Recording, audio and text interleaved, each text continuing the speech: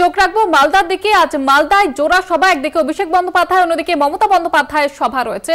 শাহনওয়াজ আলী তৃণমূল প্রার্থী, তার সমর্থনে সভা করবেন মমতা বন্দ্যোপাধ্যায়। অন্যদিকে অভিষেক বন্দ্যোপাধ্যায়ের আজকে জোড়া কর্মসূচি রয়েছে সেখানে। মালদা দক্ষিণে মমতা বন্দ্যোপাধ্যায় এবং উত্তরে অভিষেক বন্দ্যোপাধ্যায়।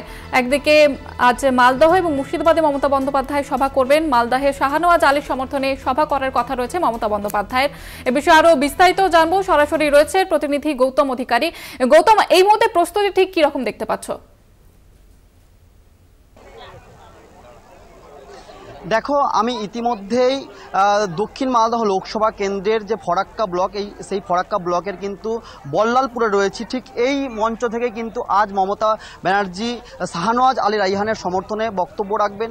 এবং যেটুকু জানা যাচ্ছে যে এই ব্লকটি সংখ্যালঘু অধ্যুষিত হওয়ায় সিএ এবং এনআরসি নিয়ে কিন্তু তিনি বার্তা দেবেন বলে মনে করা হচ্ছে। এর আগের যে কালিয়াচকের সভা, সেই কালিয়াচকের সভা থেকে কিন্তু একইভাবে সিএ এবং এনআরসি নিয়ে কিন্তু তিনি বক্তব্য দিয়েছিলেন। এবং তার পাশাপাশি বিজেপি এবং কংগ্রেসকে একযোগে কিন্তু তিনি তুলোধনা করেছিলেন।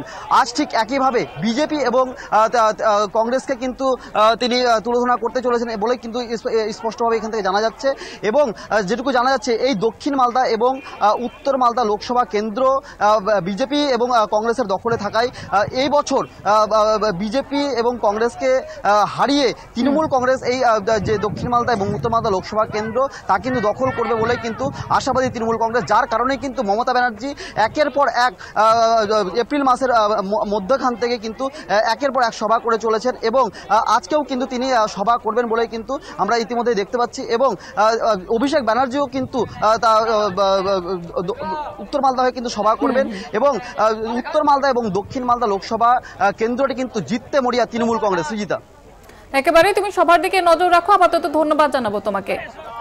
মমতা বন্দ্যোপাধ্যায়ের সভা ঘিরে ইতিমধ্যেই প্রস্তুতি তুঙ্গে, এবং আজকে তিনি একাধিক বিষয়ে সেখান থেকে সরব হতে পারেন, একাধিক ইস্যু তুলে ধরতে পারেন সেখান থেকে।